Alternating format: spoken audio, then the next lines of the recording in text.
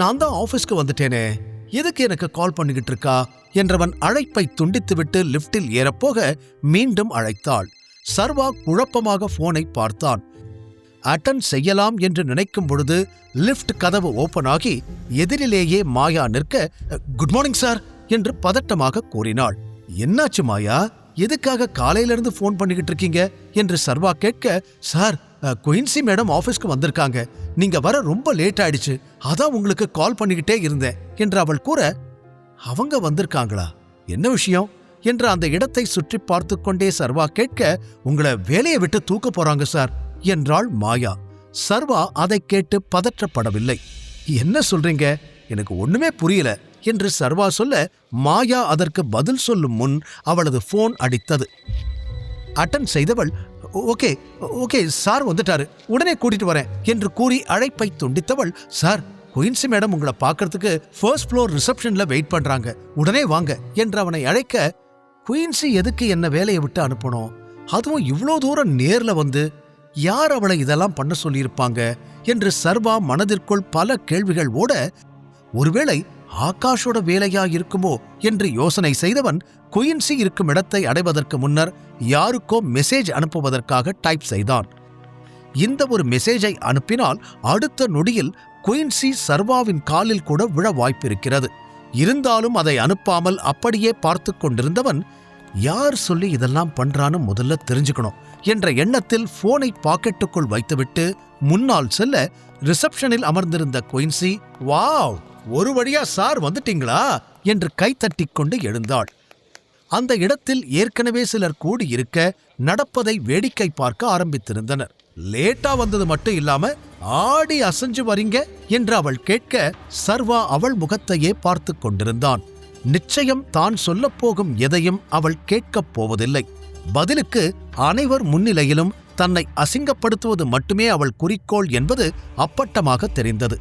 அனைத்தையும் குறித்து கொண்ட சர்வா, லேட்டா வந்ததுக்கு சாரி, ரொம்ப நேரம் தூங்கிட்டேன் அதான் என்று பொறுமையாக அவன் பதில் கூற, எரிச்சலோடு அவனை பார்த்த, ஏன் லேட்டா வந்தீங்கன்னு தான் கேட்டேன், நீங்க எப்ப எந்திரிச்சிங்க, யார் கூட தூங்கினீங்கன்னு நான் கேட்கல, ஆபீஸ்ல சேர்ந்து ஒரு வாரம் தான் ஆகுது, அதுக்குள்ள இந்த கம்பெனியே உங்களுக்கு சொந்தங்கிற மாதிரி நடந்துக்கிறீங்க என்று அவள் கோபமாக பேச அனைவருமே பயந்து போய் அவளை பார்த்தனர். சர்வா மட்டும் பெரிதாக அலட்டிக் கொள்ளவில்லை. எதுக்காக என்ன வேலையை விட்டு அனுப்புறீங்க, நான் தெரிஞ்சுக்கலாமா, எந்த காரணமும் இல்லாம நீங்க என்ன வேலையை விட்டு அனுப்ப முடியாது என்று சர்வா தெளிவான குரலில் கேட்க, அதற்கு குயின்சி பதில் சொல்வதற்குள், இந்த மாதிரி ரூல்ஸ் பேசுறவனை எல்லாம் ஆபீஸ்ல வச்சிருக்க கூடாது, உடனே வேலையை விட்டு அனுப்புங்க என்று பின்னாலிருந்து ஒரு ஆண் குரல் கேட்டு அனைவரும் திரும்பி பார்க்க, கைகளை கட்டிக்கொண்டு ஆகாஷ் நின்றிருந்தான். சர்வா எதுவும் பேசாமல் அவனை பார்க்க, குயின்சி அருகில் வந்த ஆகாஷ், இவனோட டெர்மினேஷன் லெட்டர் இன்னும் கொடுக்கலையா, எதுக்கு இவன் இன்னும் இங்க நின்னுகிட்டு இருக்கான், இவன் ஒரு நிமிஷம் கூட இங்க இருக்கக்கூடாது, துரத்தி விடுங்க முதல்ல என்றான். ஏற்கனவே இதற்கு பின்னால் ஆகாஷ் தான் இருப்பான் என்று சர்வா ஓரளவிற்கு கணித்துதான் வைத்திருந்தான். அன்று சினிமா தியேட்டரில் சர்வா தன்னை அசிங்கப்படுத்தியதை ஆகாஷால் மறக்க முடியவில்லை. அதுவும் வைஷ்ணவி முன்னால் சர்வா அவ்வாறு செய்திருக்க, அவள் வேறு அதை அடிக்கடி சொல்லிக் காட்டிக்கொண்டே இருந்தாள். அதுவே ஆகாஷின் கோபத்தை இன்னும் அதிகரித்தது. அதில் சர்வாவை பழிவாங்க ரவுடிகளை அனுப்பினான். அந்த பிளான் சொதப்பிவிட இப்போது சர்வா எங்கே வேலை செய்கிறான் என்பதை அறிந்தவன் குயின்சியிடம் பேசி சர்வாவை வேலையை விட்டு அனுப்பச் சொன்னான். அவள் அவ்வாறு செய்தால் அவள் கேட்கும் அனைத்தையும் செய்து தருகிறேன் என்று ஆசை காட்டி இருந்தான். ஆகாஷ் மிகப்பெரிய தொழிலதிபராக இருப்பதால் அவன் கேட்டதை செய்து கொடுத்தால் தனக்கு பல நன்மைகள் வந்து சேரும் என்று நினைத்தாள் குயின்சி. அதுவே இன்று அவளது நடவடிக்கைக்கு காரணம். ஆகாஷை பார்த்து கொண்டிருந்த சர்வா, நீங்க என்ன பண்ற என்று திமிரோடு கேட்டான்.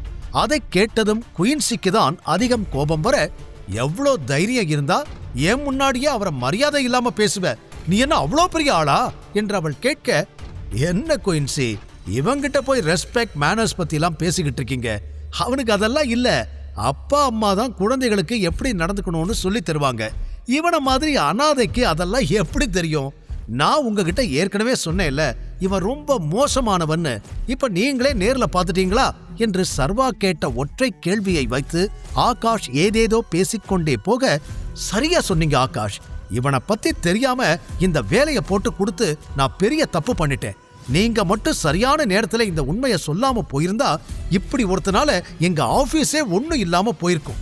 இதுக்கு மேலேயே இப்படி ஒருத்தன் இங்க இருக்க நான் அனுமதிக்க மாட்டேன் என்று ஆகாஷ் ஏதோ மிகப்பெரிய நன்மை செய்தது போல அவனை பாராட்டி தள்ளிய குயின்சி, ஏய் யூ ஆர் ஃபயர்ட், உனக்கு இனிமே இங்க வேலை இல்ல, இப்பவே இங்கிருந்து கிளம்பு என்று சர்வா பக்கம் திரும்பி கூறினாள். அனைவருமே அவளது குரலை கேட்டு பயந்து, என்ன இந்த மேடம் இப்படி பண்றாங்க, பாவம் சர்வா சார், அவர் எந்த தப்பும் பண்ணல என்று தங்களுக்குள் மெதுவாக பேசிக்கொள்ள, இந்த பக்கம் நினைத்ததை சாதித்துவிட்ட வெற்றி புன்னகையோடு சர்வாவை பார்த்தான் ஆகாஷ். சர்வா எதுவும் பேசவில்லை. அப்போது ஆகாஷின் போன் அடித்தது. போனை கையில் எடுக்கும் பொழுது சர்வாவை பார்த்தான் ஆகாஷ். சர்வா முகத்தில் ஒரு குரூர புன்னகை இருக்க, இவன் எதுக்கு நம்மளை பார்த்து சிரிக்கிறான் என்று யோசித்துக் கொண்டே போன் ஸ்கிரீனை பார்த்த ஆகாஷின் முகம் மாறியது. அதில் உடனே குயின்சியிடம் திரும்பியவன், ஒரு முக்கியமான கால், நான் பேசிட்டு வரேன், நீங்க இவனை பார்த்துக்கங்க என்று கூறி சற்று நகர்ந்து வந்தவன் காலை அட்டெண்ட் செய்தான். யாருமே தன்னை கவனிக்கவில்லை என்பதை உறுதி செய்து கொண்ட சர்வா உடனே தான் ஏற்கனவே டைப் செய்து வைத்திருந்த அந்த மெசேஜை யாருக்கோ அனுப்பினான். அத்தோடு அவன் நினைத்த அனைத்துமே நடந்து முடிந்திருக்க கைகளை பாக்கெட்டுக்குள் நுழைத்துக் கொண்டு குயின்சியை நிமிர்ந்து பார்த்தான். விஷயம் தெரியாத அவளோ, என்ன இன்னும் இங்கேயே நின்னுகிட்டு இருக்க, சொன்னது காதுல விழலியா, உன்னை வேலையை விட்டு அனுப்பியாச்சு, இதுக்கு மேல ஒரு நிமிஷம் கூட நீ இங்க இருக்க கூடாது, இப்பவே கிளம்பு என்று கூறினாள். அதை கேட்டு தலையாட்டிய சர்வா, ஓகே, எனக்கு சொந்தமான பொருளை எல்லாம் நான் இங்கிருந்து எடுத்துட்டு போலாமா என்று கேட்டான். சர்வா முகத்தில் இருந்த சிரிப்பு குயின்சியை இன்னும் கடுப்பேற்றியது. இருந்தும் தன்னை கட்டுப்படுத்திக் கொண்டவள், ஓ தாராளமா உன் பொருள் எல்லாத்தையும் எடுத்துட்டு நீ கிளம்புனா போதும். மாயா, இவன் கூட போங்க, இவன் பொருளை மட்டும் எடுக்கிறானான்னு செக் பண்ணிக்கோங்க, ஆபீஸ் பொருளை ஏதாவது எடுத்துட்டு போயிட போறான், அப்புறம் இவனை எங்க போய் பிடிக்கிறது என்றதும் அதற்கும் தலையாட்டிய சர்வா சிரித்துக் கொண்டே முன்னால் செல்ல அவனை குழப்பமாக பார்த்தபடி பின்னால் ஓடினாள் மாயா. சர்வா தனது கேபினுக்குள் செல்ல, சார், அவங்க உங்களை வேலையை விட்டு அனுப்பிட்டாங்க, நீங்க எதுவுமே பேசலையே, அவங்க கிட்ட ஒரு முறை கேட்டு பாருங்க, இந்த வேலையை உங்களுக்கு திரும்ப கொடுக்க வாய்ப்பு இருக்கு என்று சர்வாவை நினைத்து கவலையுடன் அவள் கூற, அதை கேட்டு மீண்டும் சிரித்தான் சர்வா. என்ன சார் நீங்க, உங்களுக்கு வேலை போயிருச்சு, சிரிச்சுக்கிட்டே இருக்கீங்க, உங்களுக்கு கொஞ்சம் கூட வருத்தமே இல்லையா என்று குழப்பத்துடன் மாயா கேட்க மீண்டும் சிரித்தான் சர்வா.